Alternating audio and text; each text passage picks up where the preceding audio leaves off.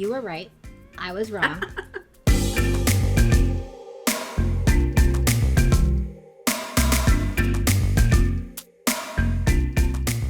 Hello, everyone. You are in for quite the spicy episode. For some reason, Roxanne and I thought it would be a good idea to talk about all the spiciest things going on in the news today and find a way to tie it into the workplace. So if you're looking to just nervous sweat a little bit, tune in to today's episode. Don't forget to subscribe. And while I've got you, I'd be remiss if I didn't mention Athena, the company that pays for my and Roxanne's salaries. If you are looking for an AI-powered solution to your compliance trainings so that you don't have to build all the AI tools from scratch, check us out. We're going to do a couple of just like topics that have kind of been like trending in the news or whatever. Melanie, I'm going to throw them to you for kind of your like initial hot take, not hot take, whatever. Great. I'm excited. And then our main topic of conversation is we made a big change at the company, big for, whatever company, moving from limited to unlimited PTO. Melanie, you were very worried this would go very poorly, understandably. Yep. I was kind of like, I don't think it's all going to be fine. Why did we do this 2 years ago? And we're going to talk about like how that shook out. All right. First topic. Kind of a random one, but whatever. Apparently, the perception of the usefulness of college has been dropping dramatically in the most recent, yearly cohort has shown, an even steeper decline, meaning like on average, people think that a college degree is sort of like, yes, less useful, then there's sort of a somewhat useful, and then not at all useful. And I'm curious, like Melanie, from, a position of someone who kind of like orchestrates hiring at a company, how useful do you think a college degree is? When, if at all, do you consider it? And do you almost like vibes consider it, even if you don't officially consider it? Oh, and maybe a last one. If you were advising my son, for example, does he need to go to college? Ooh, oh my God. So that's such an interesting one because I think I have different answers to both. So internally as an HR person and when I'm recruiting, don't even look. I don't even look. I don't know who went to college, when, where. I don't care. The only time maybe I'll consider it is for a very junior role because at that point you have so little experience that I'm trying to see like, did you at least have, did you join a club? Were you part of, the newsroom at your college? Like, I'm looking for anything. But past entry. Wait, what if you were looking for someone and they were a junior, but they had no college? Like, what would you do? Yeah, so if they have no college, then they need to have other experience, whether it's an internship, whether it was community service, right? They need to have something. And so that's the only time where holistically I'm looking at anything that's going to give me indicators of their experience, quote unquote, right? Because they don't, it's that vicious cycle, catch-22, like need experience to get experience. So I like to be flexible with an entry-level person. Yeah. Past entry-level, could not care less. As someone who went to, I would say, a fairly elite college. Get the word out of your mouth. Where'd you go, Melanie? Where'd you go? I went to Harvard, as did you. Listen, some pretty dumb people went to Harvard, so I might be one of them. I don't know.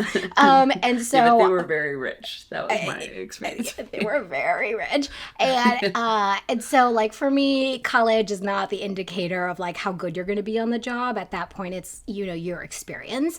And I have personal opinions as well. I think that we don't need to get into all the details because I know it's become like a controversial topic now. But I think there are equity reasons why, like, I don't want to base decisions solely on what college you went to. However, if you ask me, would I advise that your son go to college? Yeah. The reason being, I think that I'm not saying you have to go to an Ivy League school, but I think that there is something about the college experience that, one, gives you better connections and access to those very things that I'm going to be looking for, like an internship, right? They are going to give you better networking opportunities. Maybe you don't come from a background of people who were in the corporate workforce, but you now go to school with friends who do, and now you learn more about that experience. You've got a career office that can help you with things like that. So for me, I do think that the college experience is valuable, but not because I think inherently the classes you take are going to make you better at work, but because I think that it opens doors for you. I think it's fair. And just to weigh in on my own question, because I Yeah. can, the last point of it, I feel like if a son, whatever, someone who's asking for advice was like, should I go to college? The only reason I would say no is if they had something they were really passionate about. So I think it's like not a good idea to just like not go to college. Because I think that like I've had periods in my life, college being one of them, like after I sold my first company, and another, that like I didn't know what I wanted to do next. And so you need a place to tread water and figure it out. And I think college is a perfect place for that because to your point, you're like mixing with a bunch of people and it's just like space to ideate. But I think if someone was like, I am so passionate about this thing, I'd be like, oh, if you're so passionate about it that you actually think you want to forego college, that's probably a pretty good indication that like just go run at that now. Whether that's starting a company, to your point, whether that's like something different, like whatever, joining a political campaign, Yeah. like I think it's like you have to feel like I know that I want to go do this other thing, but I feel like college is the default. That's a bad I decision think in my so. mind. And I think what you're saying speaks to that point of like, you're going to get that experience. You're just getting it elsewhere, right? You're going to Totally. go and be an activist. You are already an expert coder who does things on the side anyway, and you're already making money. Why go to college? Because Yeah. again, like, I don't think you go to college for the education. I think I think the benefit of college is the connections and the doors that it's going to open. Totally. Okay, the second one. So I feel like the news this week has been largely dominated by the assassination of Charlie Kirk, this kind of feeling of like America is unraveling, we can't have conversations.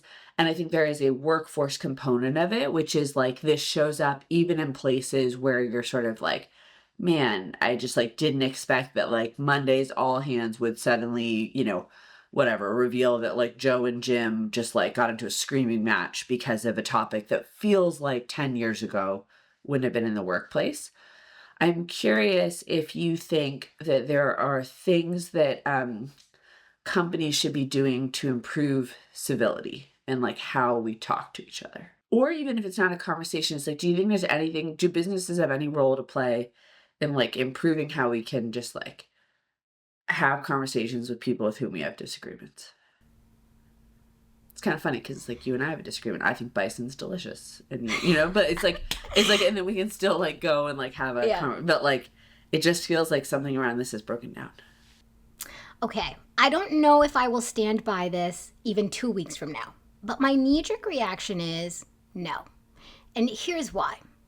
It reminds me of the LinkedIn discussion, which is like people on LinkedIn now are being so wild and saying absurd things that do you not realize employers and future employers are seeing this? It's not my job to tell you that. To be honest, it's actually helpful to know that you are willing and think it's appropriate to talk about this so publicly and in such a rude manner. That tells me that I don't want to ever work with you. And so, to be honest, I don't think it's our job as employers to be like, hey, be a decent human being. You're an adult. You act how you want to act. And if it's not in line with our values, we're just going to part ways. We're just going to part ways. I don't think it's my job to tell you how to be an adult. I buy that.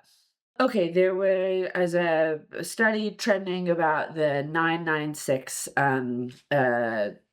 camp. So this is 9 a.m. to 9 p.m., 6 days a week in office Oh, in okay. Silicon Yeah. Valley, apparently Yeah, yeah, taken yeah. from a very common Okay. work pattern in China.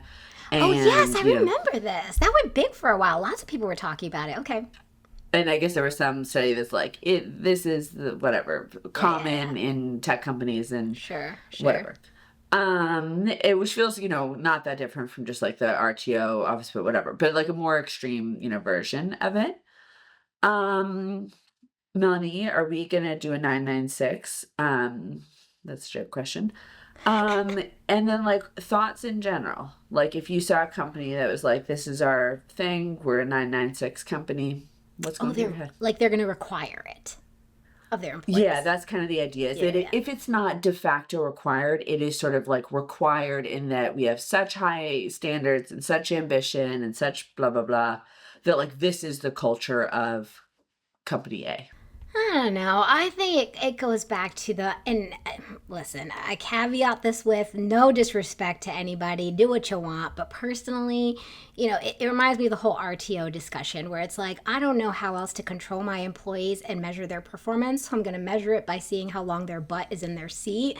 This is just a different variation of that. You should have clear expectations of what the output is. And if your employee can do that in less time, great. If they cannot, well, that's their problem to figure out how to do it.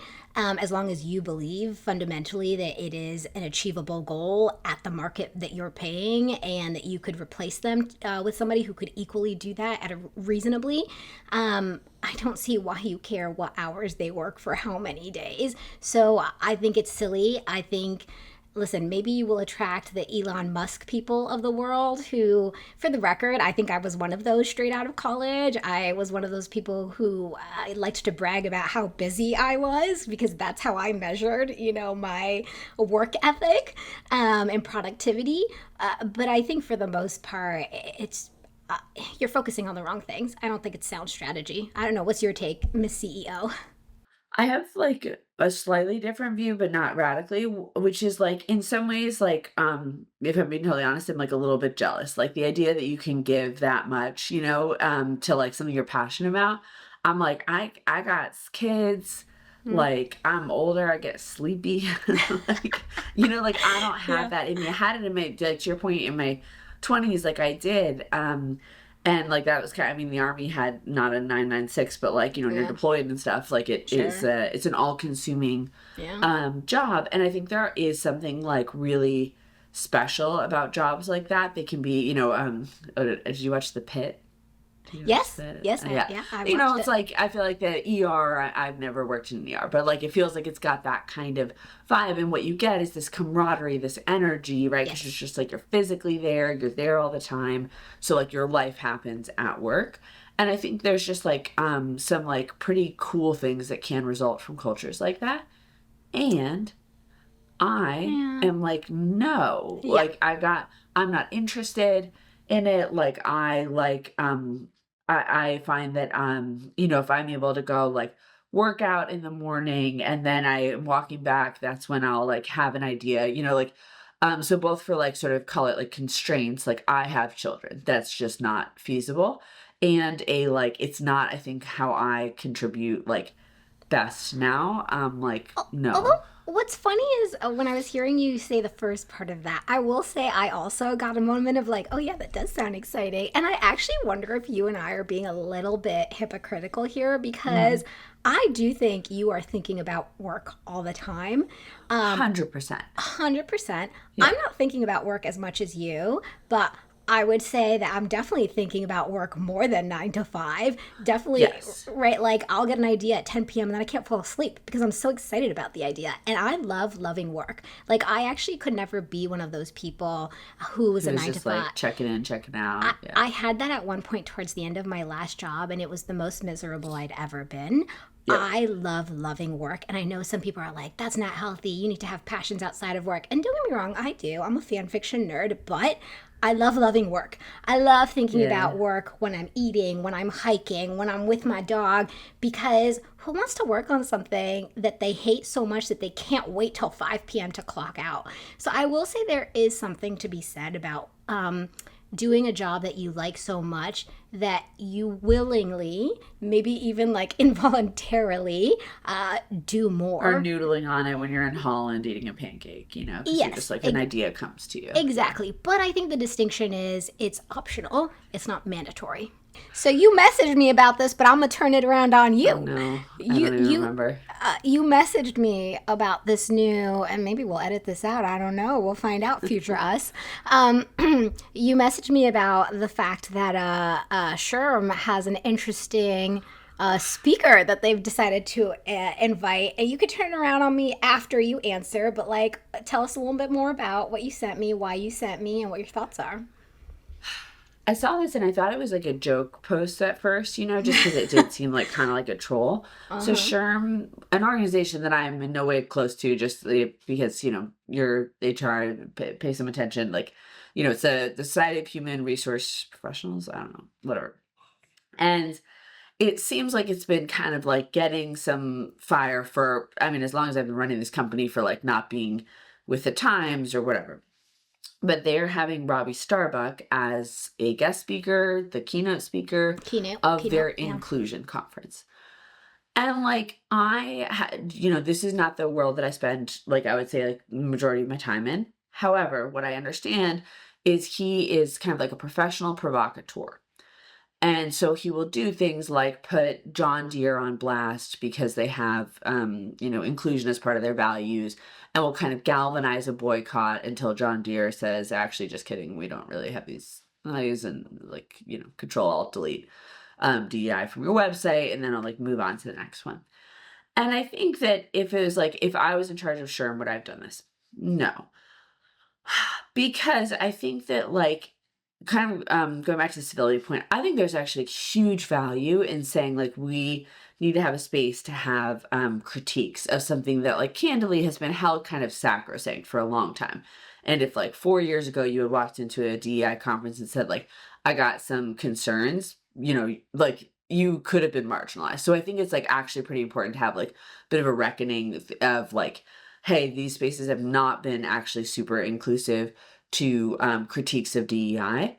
But I think that bringing in a professional provocateur, like, what you have done is any attempt to have that conversation is like, those people aren't even going to come in the door, because it's just like, it is going to be such an extreme other viewpoint that you're not really creating a forum for, like, let's hear differing opinions and kind of like have a debate and have any sort of productive dialogue. And so, like, the general take is like, no, I guess if your goal is to shock and to kind of get clicks, yes, I think this is exactly what you do.